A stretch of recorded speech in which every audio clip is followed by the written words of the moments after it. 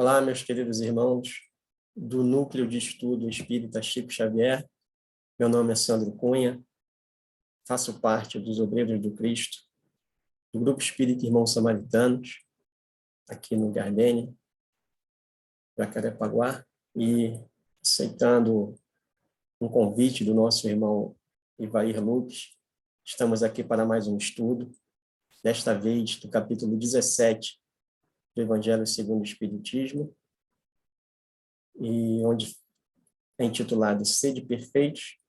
Nós iremos estudar os itens 1, 2 e 4. Os itens 1 e 2 é intitulado Caracteres da Perfeição e o item 4, Os Bons Espíritas. E, como de costume da rotina da casa, nós vamos fazer uma leitura aleatória do livro Vinha de Luz, psicografado por Francisco Cândido Xavier pelo Espírito de Emmanuel. Nós abrimos aqui uma página aleatória, caiu no capítulo 152, que é intitulado Cuidados.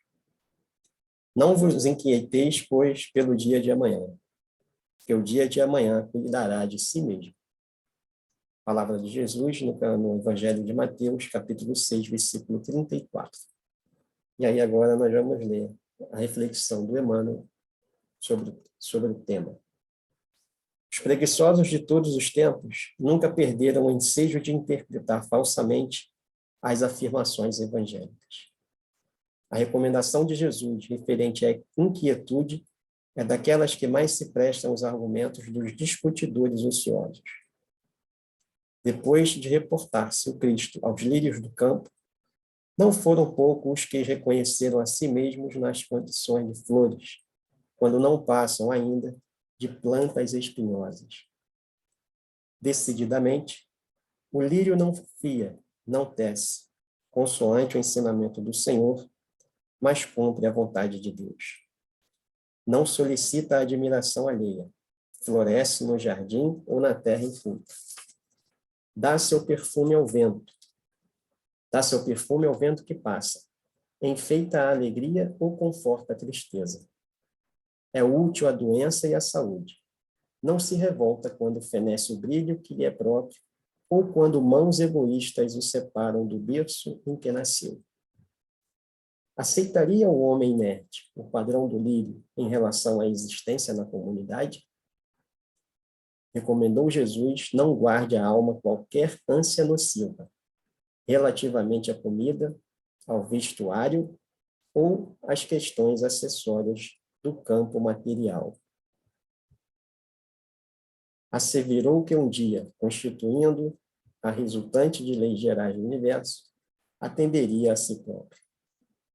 Para o discípulo fiel, agasalhar-se e alimentar-se são verbos de fácil conjugação, e o dia representa uma oportunidade sublime de cooperação na obra do bem. Mas basear-se nessas realidades simples para afirmar que o homem deve marchar, sem cuidado consigo, seria menoscabar o esforço do Cristo, convertendo-lhe a plataforma salvadora em campanha de irresponsabilidade. O homem não pode nutrir a pretensão de retificar o mundo ou os seus semelhantes de um dia para outro, atormentando-se em aflições descabidas, mas deve ter cuidado de si, melhorando-se, educando-se e iluminando-se sempre mais. Realmente, a ave canta feliz, mas edifica a própria casa. A flor adorna-se tranquila, entretanto, obedece aos desígnios do Eterno. O homem deve viver confiante, sempre atento, todavia, em engrandecer-se na sabedoria e no amor para a obra divina da perfeição. Então, está o capítulo 152, quando a gente abre aleatoriamente e vê que tem tudo a ver com o nosso estudo de hoje, né? A gente vê que a gente já começa agradecendo a Deus e a Jesus pela sintonia do estudo. Então, meus irmãos, nesse momento nós vamos fazer a nossa prece, vamos fechar nossos olhos, vamos pensar na imagem do Mestre Jesus, na natureza, na floresta, na cachoeira, te agradecendo, Pai, por mais esta oportunidade de estarmos aqui, para aprendermos um pouco mais sobre os teus ensinamentos, sobre tudo que o Senhor nos quis passar e passou, principalmente, Senhor, através dos seus exemplos. Gratidão eterna a Ti, e que possamos, Pai, estudarmos, aprendermos um pouco mais, e principalmente, que nós possamos colocar em prática tudo o que aqui nós aprendermos hoje. Gratidão eterna a Ti, Senhor, muito obrigado, e damos por iniciado o nosso estudo de hoje. Que assim seja, graças a Deus. Então, meus irmãos, como já anunciado, capítulo 17, sede perfeito, perfeitos. E esse trecho do Evangelho, esse capítulo do Evangelho de Jesus, ele começa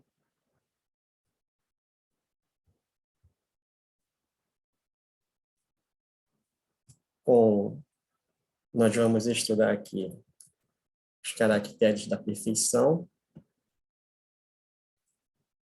o homem de bem, os bons espíritas, parábolas do semeador, instruções dos espíritos, o dever, a virtude, os superiores e os inferiores, o homem no mundo, cuidar do corpo e do espírito. Importante sempre nós fazermos uma reflexão sobre como o nosso glorioso irmão Allan Kardec, ele vem nos codificando sobre a nossa conduta, a nossa moral, a nossa responsabilidade, né?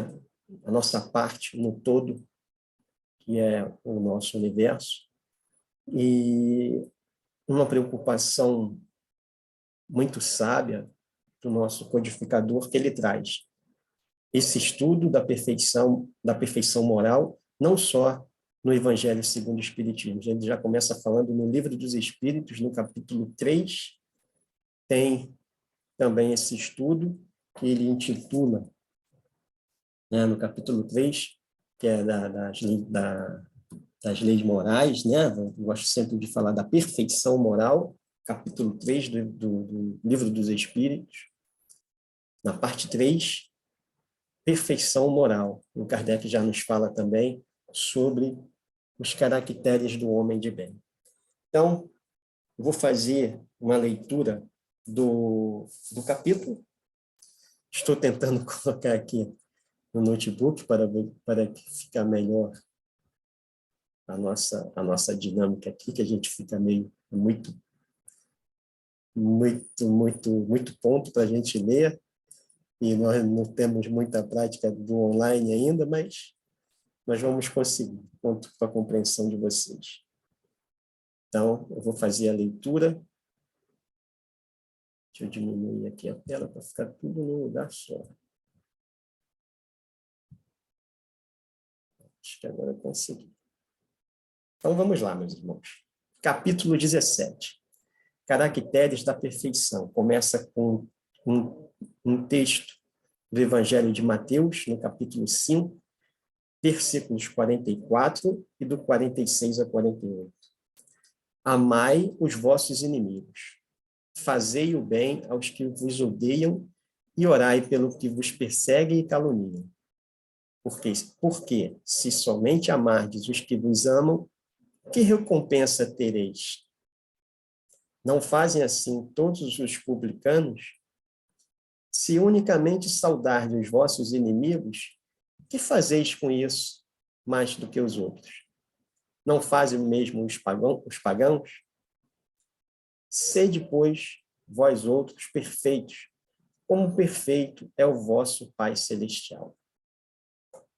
É um trecho do Evangelho, e agora nós temos a reflexão do Kardec, né? Que é no item 2. Ele fala assim: pois que Deus possui a perfeição infinita em todas as coisas, esta preposição, sede perfeitos, sede perfeitos, como perfeito é o vosso Pai Celestial, tomada ao pé da letra, pressuporia a possibilidade de atingir-se a perfeição absoluta. Se a criatura fosse dado ser tão perfeita quanto o Criador, tornar-se-ia ela igual a este, que é inadmissível. Mas os homens a quem Jesus falava não compreenderia essa nuance, pelo que ele se limitou a lhes prestar um modelo e a dizer-lhes que se esforçassem pelo alcançar. Aí nós vamos parar um pouco, senão a gente vai estendendo na leitura, depois a gente volta.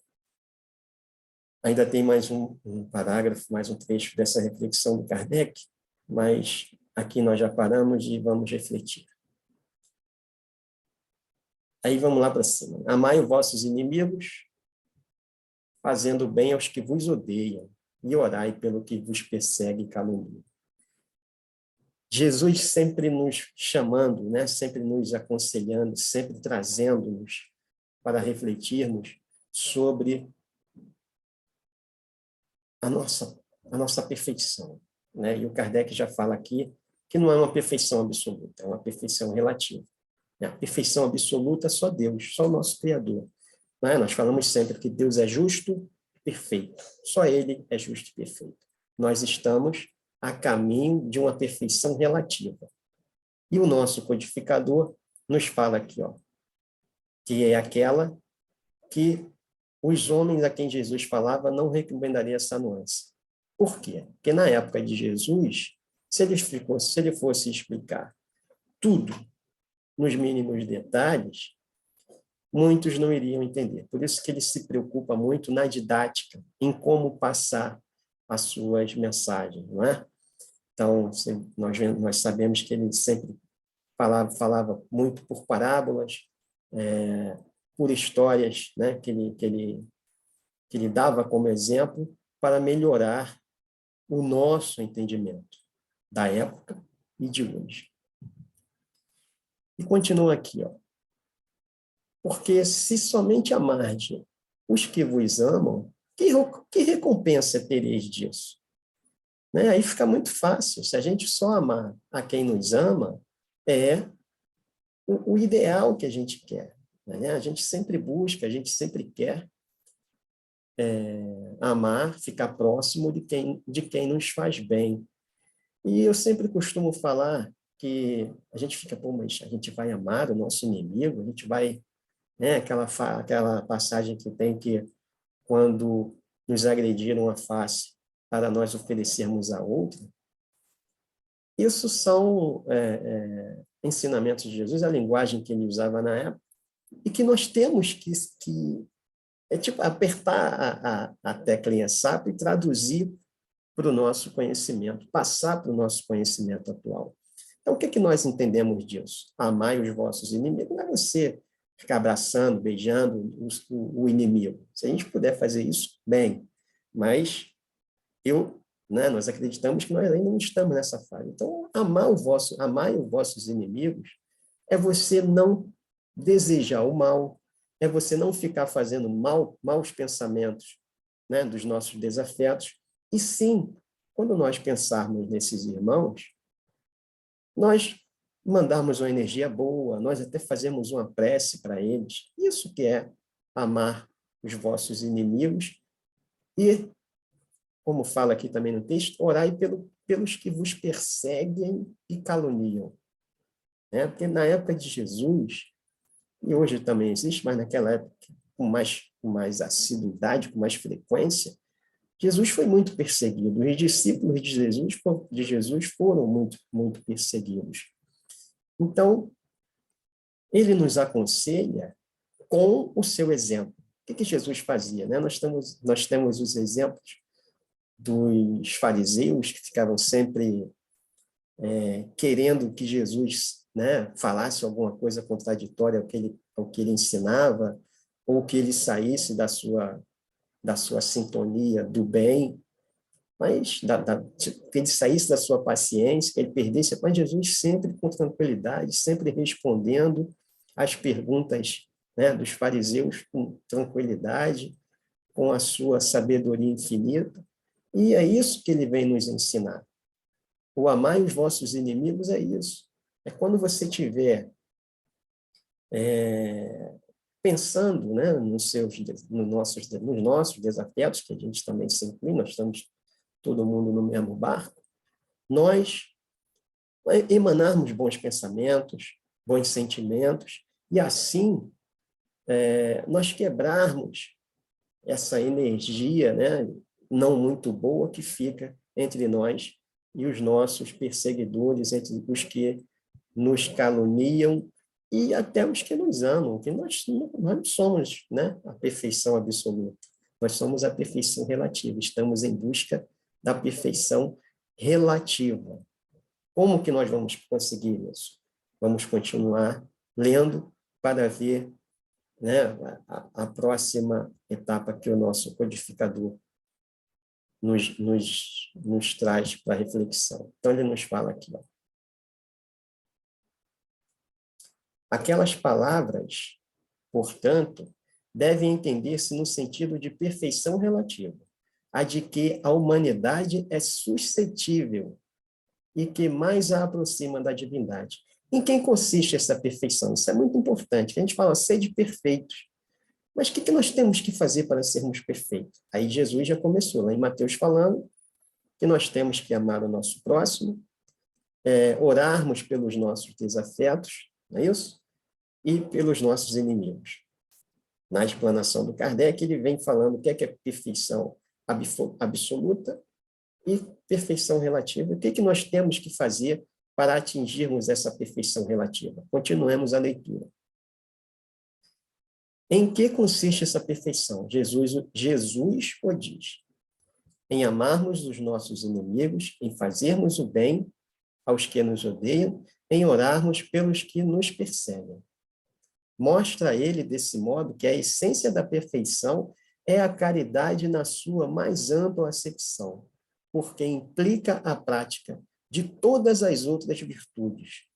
Ora, o amor é a prática, né? É a principal virtude, é o principal sentimento, aquilo que nós falamos anteriormente. Quando nós fazemos tudo com os sentimentos, com o amor, tudo flui mais tranquilo, tudo flui na paz, né? Tudo flui como a gente espera e como a gente busca. Mas, para isso, nós temos que praticar, né? Não adianta nós querermos sermos perfeitos de um dia para o outro. Ah, eu vou dormir e vou acordar perfeito. Não, é uma prática. São as nossas atitudes do dia a dia, né? Do nosso cotidiano, vamos colocar assim. Então, é uma prática. Ser perfeito relativamente é isso. E o Kardec nos traz que é isso.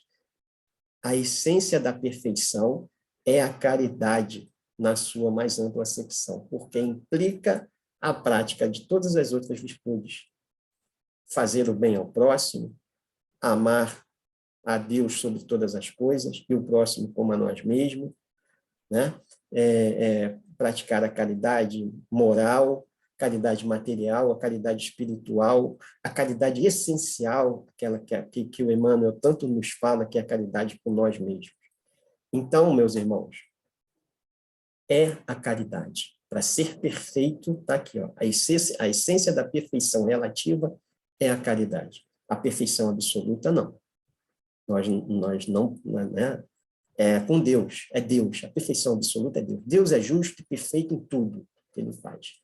A nossa relativa é essa. Nós temos que fazermos a caridade, inclusive aos nossos inimigos, porque nós fazemos a caridade com quem nos ama, com quem nos quer bem, com os nossos amigos, com os nossos, né, mais próximos, a quem a gente ama, é fácil. Agora, fazer a caridade a quem nos persegue, a quem nos caluniam, a quem,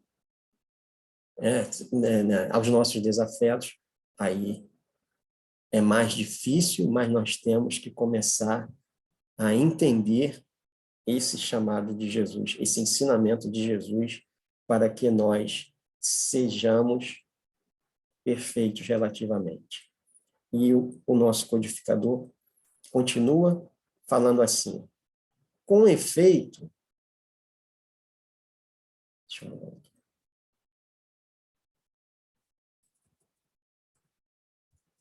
Com efeito, se se observam os resultados de todos os vícios, e mesmo dos simples defeitos, reconhecer-se-á nenhum haver que não altere mais ou menos o sentimento da caridade, porque todos têm seu princípio no egoísmo e no orgulho, que eles são a negação. E isso porque tudo o que sobrecita o sentimento da personalidade destrói, ou pelo menos enfraquece, os elementos da verdadeira caridade, que são a benevolência, a indulgência, a abnegação e o devotamento. Não podendo o amor do próximo, levado até ao amor dos inimigos, aliar-se a nenhum defeito contrário à caridade. Aquele amor é sempre, portanto, indício de maior ou menor superioridade moral, donde decorre que o grau da perfeição está na razão direta da sua extensão. Foi por isso que Jesus, depois de haver dado a seus discípulos as regras da caridade, no que tem de mais sublime, lhes disse: sede perfeitos, como perfeito é vosso Pai celestial. Ora, reconhecer-se-á que nenhum dos vícios, ao menos, altere os sentimentos da caridade. Nenhum vício pode alterar o sentimento da caridade, porque todos têm seu princípio no egoísmo e no orgulho. Outros pontos que Jesus sempre nos chama ao combate do egoísmo e do orgulho.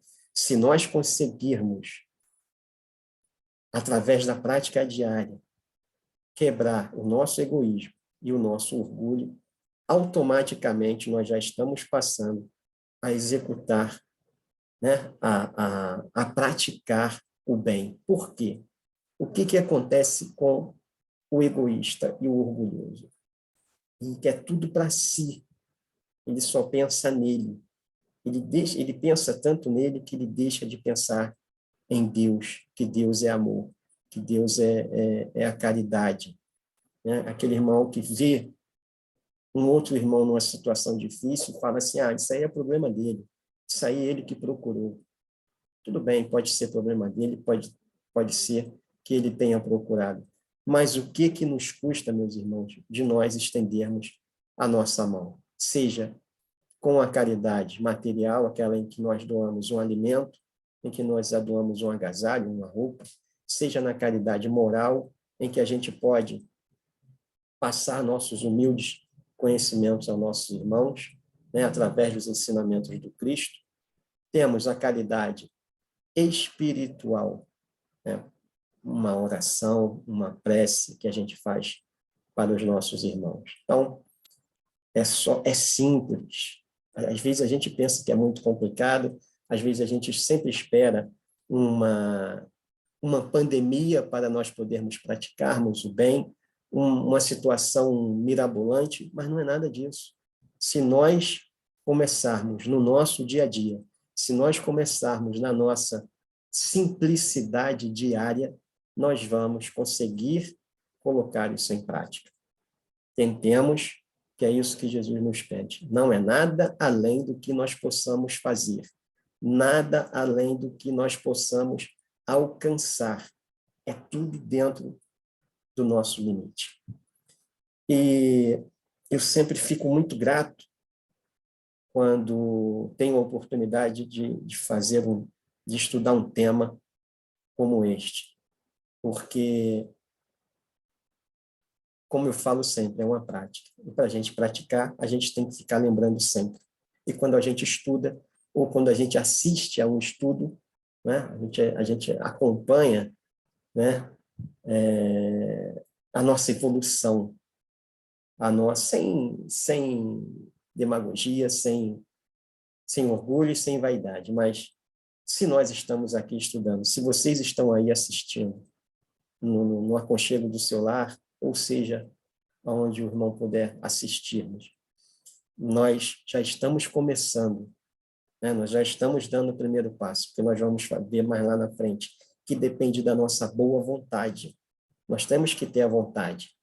A vontade, essa virtude que o Kardec fala tanto no livro dos médiuns, né? Que nós depois, né, logo em seguida, nós vamos ver os bons espíritas. O Kardec nos fala muito da vontade, né, da boa vontade, porque é ela que, junto com a nossa fé, ela nos impulsiona a estarmos conectados, estarmos nessa sintonia do bem, de sermos perfeitos relativamente. Porque nós somos amparados pelo que é perfeito absolutamente, que é o nosso Deus, que nos enviou Jesus para nos auxiliar, para nos consolar, para nos amparar, segurar nas nossas mãos, ou nós segurarmos nas mãos dele, para que nós possamos caminharmos juntos, todos juntos, fazendo aquele elo na corrente do bem. Possamos fazer um elo forte nessa corrente. E, para isso, nós estamos aqui. Então, esses dois primeiros itens da característica da perfeição, o primeiro, a passagem de Mateus, do Evangelho de Mateus, no capítulo 5, versículos 46, 44, depois do 46 a 48. E agora, depois desses dois itens, nós temos, o Kardec tem, né, colocou lá o Homem de Bem, que é o capítulo 3, e eu só vou ler um trechinho pedir com licença ao meu irmão Ivair, para ler só um trecho desse item 3, que o nosso estudo é 1, 2 e 4, lembrando, mas vamos tirar uma colinha lá do capítulo 3, que é intitulado O Homem de Bem. Então, característica da perfeição, homem de bem. O que eu tenho que fazer para atingir minha perfeição? E agora, Kardec vai nos falar sobre o homem de bem. Eu vou ler só um trechinho aqui. O verdadeiro homem de bem é o que cumpre a lei de justiça, de amor e de caridade, na sua maior pureza. Se ele interroga a consciência sobre seus próprios atos, a si mesmo perguntará se violou essa lei. Ou seja, a nossa consciência faz parte disso tudo. Né? A nossa consciência. Onde está escrito a lei de Deus? Pergunta do Livro dos Espíritos. Aí os Espíritos respondem. Na nossa consciência. Por quê? Quando a gente está nessa caminhada, quando a gente está nesse... Eu vou usar uma palavra que eu gosto muito e que os evangélicos usam. Quando a gente está nesse propósito, quando a gente está nessa caminhada, procurando fazer o bem, procurando seguir o que Jesus nos ensinou, a nossa consciência, quando a gente sai um pouco desse caminho, a nossa consciência nos traz de volta. É igual você pegar uma bolinha de papel e jogar na rua. Quando você não está nem aí para o mundo, você faz isso de uma forma, né, que você nem percebe o que fez. Mas quando você já está dentro da caminhada, que você não pode fazer aquilo, quando você já tem o conhecimento que você não pode fazer aquilo porque você vai sujar a rua, você vai entupir um bueiro, quando chover vai encher, uma série de fatores que aquela bolinha de papel vai trazer, né, de problemas para você e para a sociedade, para o seu bairro, para a sua rua. Quando você tem a consciência disso, você já não joga. Ou, se você jogar, a sua consciência, não, você não está fazendo certo. Você vai lá, pega a bolinha e joga na lixeira. É assim, né, nesses exemplos, nesses atos simples, que nós começamos a praticar a nossa perfeição. Fazendo isso, nós estamos pensando nos nossos irmãos, no nosso próximo. E essa atitude de ir lá e pegar a bolinha de papel de volta jogar na lixeira, é que nós estamos entendendo e colocando em prática o que nós estamos aprendendo. Então, meus irmãos, vamos ao capítulo 4, ao item 4, que é os bons espíritas. Vamos avançar um pouco aqui. Os bons espíritas. No texto.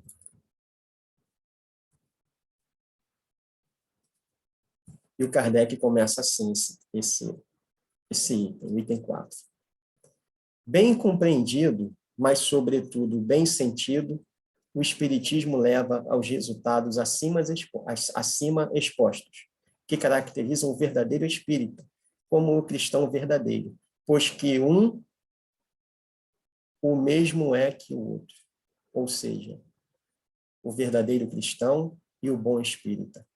O Espiritismo não institui nenhuma nova moral, apenas facilita aos homens a inteligência e a prática da do Cristo, facultando fé inabalável e esclarecida aos que duvidam ou vacilam. Ou seja, se eu tiver alguma dúvida, se eu vacilar na minha fé, eu tenho um recurso que Jesus anunciou como o consolador prometido por ele.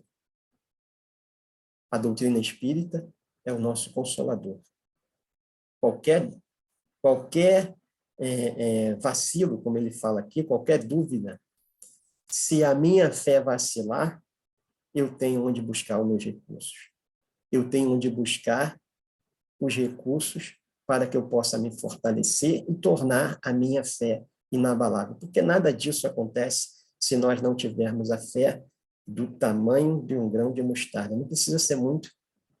Olha como Jesus nos pede. Do tamanho de um grão. O grão de mostarda é isso aqui. Ó. Mas ela remove a montanha. A nossa fé remove as montanhas do nosso caminho. Né? Aquelas pedras também que a gente vai tirando através da nossa fé. A gente não tem a noção, meus irmãos, mas... Não, a gente não tem, não. A gente tem, mas a gente esquece que o Consolador prometido, que Deus, que Jesus, que a espiritualidade, ela nos dá tudo o que a gente precisa para nos tornarmos perfeitos, para nos tornarmos verdadeiros cristãos e bons espíritas, se nós resolvermos seguir o caminho de Jesus sob a luz da doutrina espírita. Continuando o texto de Kardec. Muitos, entretanto, dos que acreditam nos fatos das manifestações, não lhes apreendem as consequências, nem o alcance moral, ou seja, se os apreendem, não os aplicam a si mesmos. A que atribuir isso? A alguma falta de clareza da doutrina? Não, pois que ela não contém alegorias nem figuras que possam dar lugar às falsas interpretações. A clareza é da sua essência e é de onde lhe vem toda a força, porque a faz ir direto à inteligência. Nada tem de misteriosa e seus iniciados não se acham de posse de qualquer segredo oculto ou vulgo, ou seja, a doutrina espírita é clara, é precisa, não tem mistério, não tem muita alegoria para decifrar, não tem nada. É a espiritualidade nos enviando as mensagens e nós nós aprendendo a trazer para nosso interior, a interiorizá-los. Né? Então, Kardec começa assim, ó, os que acreditam no fato das manifestações não lhe apreendem as consequências, nem o alcance moral, ou se apreende, não aplicam assim, ué. O que adianta a gente saber, a gente ficar aqui explanando para vocês um estudo dessa maravilha que a gente aprender os ensinamentos do Cristo? O que adianta eu ficar só falando se eu não aprender? Né? Eu tenho que interiorizar isso. Jesus nos fala a si mesmo, amar ao próximo como a si mesmo, ele sempre traz, né, que nós reflitamos que tudo precisa começar por nós, como diz o nosso Francisco de Assis. A paz do mundo começa em mim. A paz do mundo começa em mim. Não adianta eu querer levar a paz para todo mundo se eu não interiorizar a paz. Aí eu não vou conseguir levar para todo mundo. Eu não vou conseguir chegar levando a paz se eu não entender, se eu não interiorizar essa paz, se eu não tiver a paz interior. Aí, no lugar de eu levar a paz, eu vou levar a discórdia, eu vou levar a ignorância, não é? Então, absorvamos, interiorizamos primeiro a paz dentro de nós, para que nós possamos externar. Amemo-nos para nós sabermos o que é o amor, para que nós possamos externá-lo. Façamos a caridade essencial, que é aquela caridade que a gente tem que fazer com nós mesmos, para depois nós levarmos essa caridade aos nossos irmãos, porque nós aprendemos, quando a gente faz isso, para nós já sabemos como funciona, o que nós temos que fazer, o momento que nós temos que fazer, aí depois fica mais fácil. Eu costumo falar sempre que uma frase que a minha avó dizia, minha saudosa avó, que o costume de casa vai à praça. Ou seja, é dentro de casa, é dentro de você que você tem que aprender para levar, para externar, né, para levar ao próximo e à nossa sociedade, fazendo parte do todo do universo. E seguindo aqui as instruções do Kardec, continuando aqui a nossa leitura, ele nos fala assim: será então necessária para compreendê-la, né, a doutrina, uma inteligência fora do comum? Não. Tanto há homens de notória capacidade que não a compreendem, ao passo que inteligências vulgares, moços mesmos, apenas saídos da adolescência, lhes aprendem com admirável precisão os mais delicados matizes. Provém isso de que a parte, por assim dizer, material da ciência, somente requer olhos que absorvem, enquanto a parte essencial exige um certo grau de sensibilidade. Os laços da matéria, para permitirem que o espírito se desprenda das coisas da terra, a névoa que os envolve tira-lhes a visão do infinito, de onde resulta não romperem facilmente com os seus pendores, nem com seus lábios, nem percebendo haja qualquer coisa melhor do que aquilo de que são dotados. Têm a crença nos espíritos como um simples fato, mas que nada ou bem pouco lhes modifica as tendências instintivas. Numa palavra, não divisam mais do que um raio de luz insuficiente a guiá-los e a lhes facultar uma vigorosa aspiração capaz de lhes sobrepujar as inclinações. Pedem aos espíritos que incessantemente os iniciem em vossos mistérios, sem procurar saber se já se tornaram dignos de penetrar os arcanjos do Criador. E ele vai explanando aqui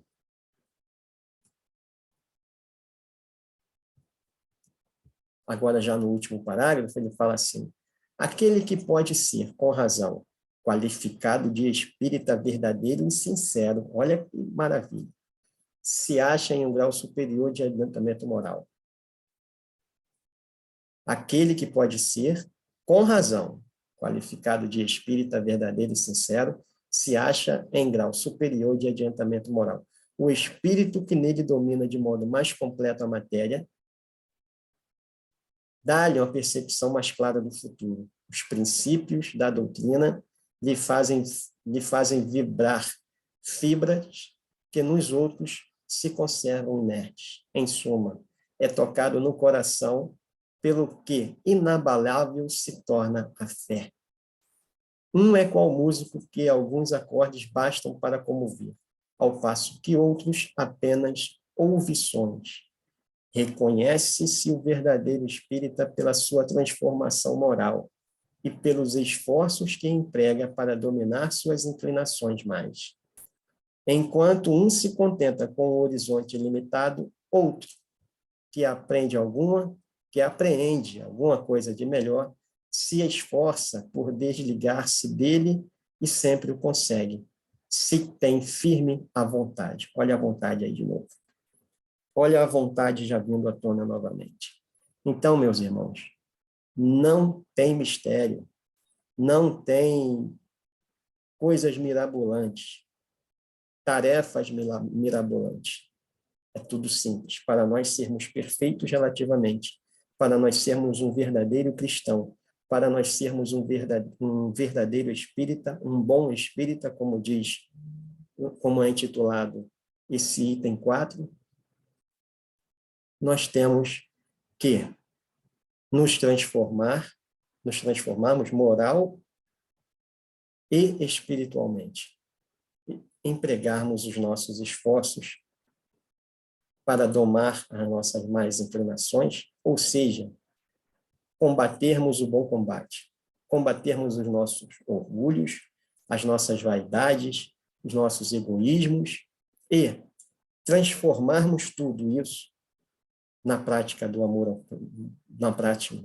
amor a Deus sobre todas as coisas e ao próximo, como a nós mesmos, temos também que nos amar e praticarmos a verdadeira caridade. A caridade simples, a caridade pura, não é aquela caridade que nós esperamos nada em troca.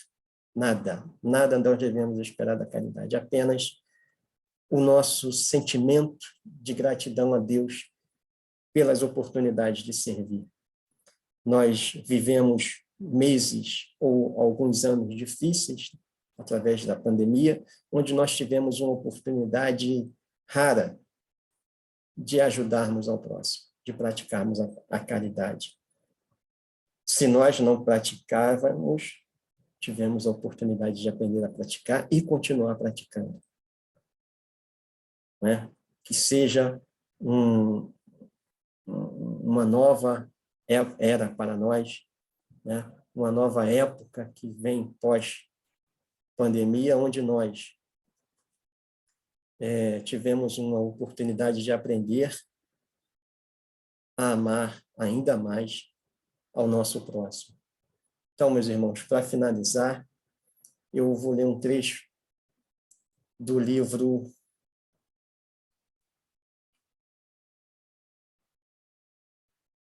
Abençoa Sempre. É um livro psicografado pelo Chico Xavier, pelo Espírito do Emmanuel. É a lição número 19, na página 103. Eu vou ler alguns trechos somente, devido ao avançar das horas, mas é uma mensagem muito bonita.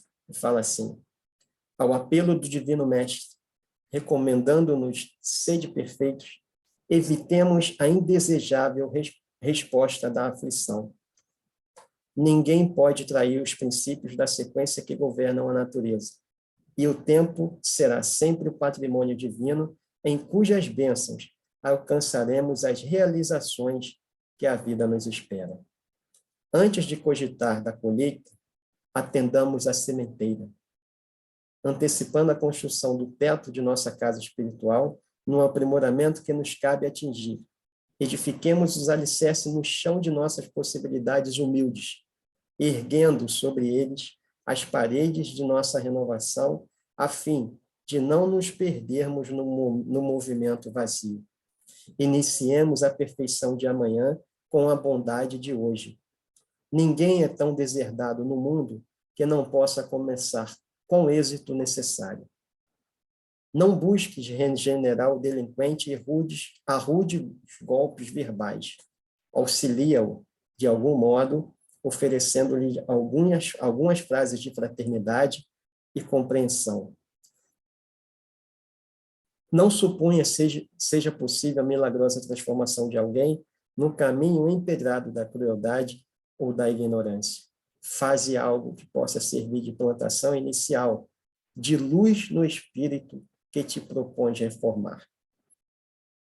A bondade é chave de simpatia e conhecimento com que descerraremos a passagem para as esferas superiores.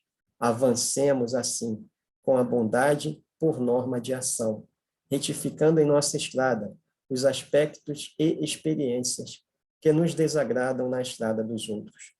Desse modo, estejamos convictos de que o sonho sublime do nosso aperfeiçoamento encontrará em breve plena concretização na vida eterna.